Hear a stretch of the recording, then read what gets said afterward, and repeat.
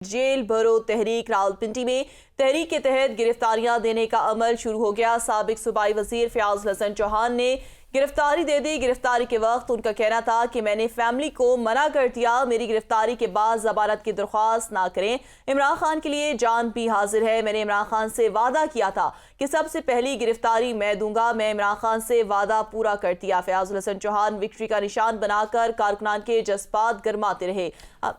आम खबर आपको दे, पाकिस्तान तहरीक इंसाफ की जेल भरो तहरीक के हवाले से रावलपिंडी में तहरीक के तहत गिरफ्तारियों का अमल शुरू हो गया।